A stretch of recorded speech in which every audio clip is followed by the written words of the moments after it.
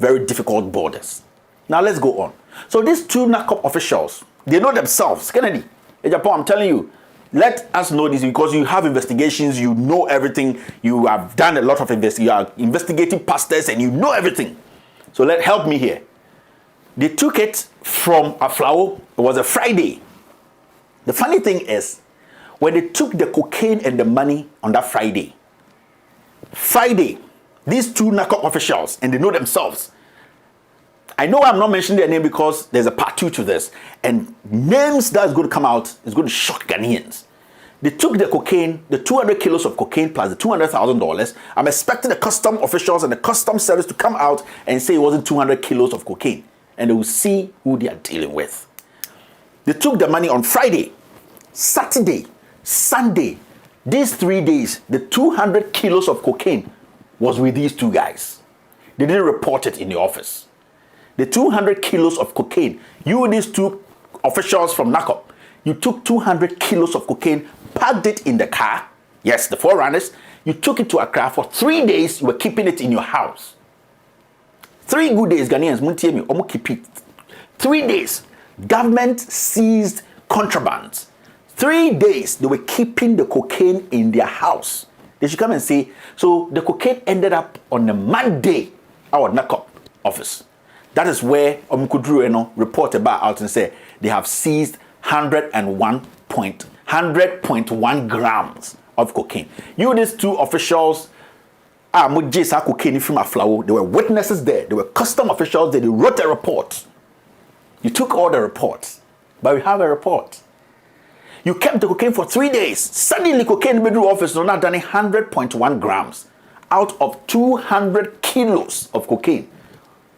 And they had over $200,000. So these two NACOP officials, they know themselves. I have your names. I have the report. You can't run away. In Tomodi Kodru Accra NACOP office, suddenly, that is why there's a disconnect between customs.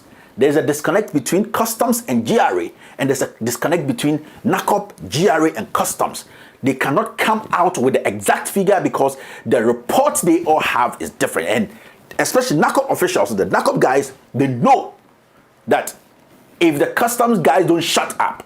Remember, last year or so, what can I say? Aflao border, the same border, they arrested weed, Toyota Hiace, car Sprinter, full of weed.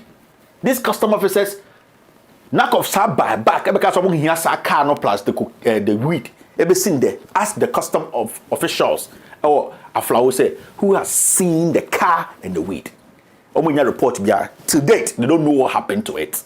The same thing happened with these 200 kilos. We say 200 kilos of cocaine worth over $23 million. These guys took it and kept it in their house for 3 good days. Monday, Friday, Saturday, Sunday was with them. Monday, not done 100.1 grams. This. Now, which cocaine dealer, drug peddler, will carry $200,000 cash and then 100 grams of cocaine? Nobody will do that. It is only when they have 200 kilos of cocaine that they will carry that amount of money, because this is the only money they can use to negotiate their way through borders. They have lied to us, but Ghanaians, because I have the facts. Let's do something quickly. Now, the question everybody will be asking, basic question is, it's been over 2 weeks. Why is it that for over 2 weeks, right, the people who were trafficking these contraband or cocaine, supposedly, have not been seen? Where are the guys who were transporting this cocaine, who were arrested at Puglo border? Where are they? There are 2 suspects. Where are they? To date, we don't know their name. They've not been paraded on national television. We don't know who are where they are being held. It's a very vital question because I know the connection between those guys who were arrested and some people in government in the Jubilee House today. The question every Ghanaian should be asking is simple. Where are the people who were carrying the $200,000 and let's say the 100 grams of cocaine? Where are they? The answer is they have disappeared. Fellow Ghanaians, the answer today, you ask customs, NACOP, all the way to GRA, those people have disappeared. They are nowhere to be found in Samanfo. So the cocaine and the $200,000 flew from somewhere and landed there. Second, why haven't they even told Ghanaians? I'm talking about GRA, Customs, NACOP. Why haven't they told Ghanaians who ordered that the cocaine and the $200,000 be sent to Accra? That's shortest possible time. Why haven't they told us? If the NACOP boss is the one who sent these guys to go pick the cocaine from a flower border, he should come out and tell Ghanaians he wrote the letter, he signed, he received the cocaine on the Friday, and I'll prove something to him.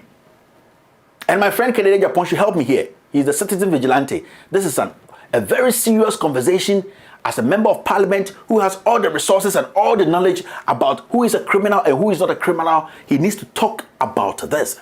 Specifically, I have a reason why I'm saying Kennedy Japan should help me. And in the part 2, everybody will know. Why? We just want to know. We want NACOP to publish the 2 officers who went to Aflao. Their names. They should tell us who these 2 officers are. Their rank. Because in the next episode, I'm going to break something down for Ghanaians to see. We want NACOP to come out and say, we sent these 2 officers. And when we sent them, they signed for these goods on Friday. And these goods were brought on Friday.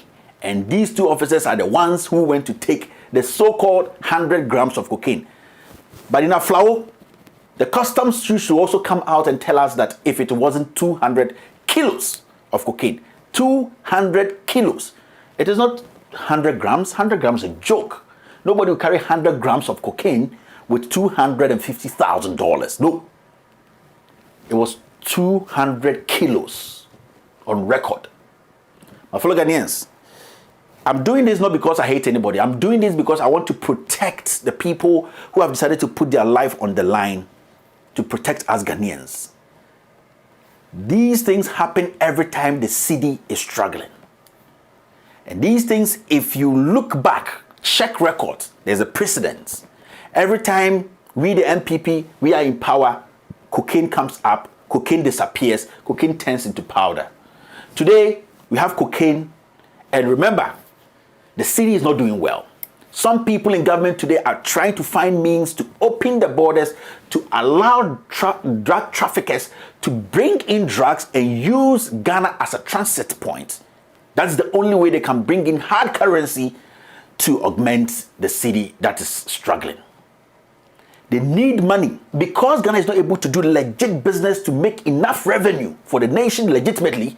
Some officials in government today, some who are connected directly to the Jubilee House, have resorted back to the old deal whereby they're going to go through the channel of using cocaine to generate money to feed the economy. This time, we are not going to allow that. We are not going to allow that because we want to protect this nation, protect its citizens, and also make sure that we don't allow some people to come infiltrate the system, hijack the system, make we think everything is good, and in the shortest time, we go back to square one where we will be eating the crumbs on the ground.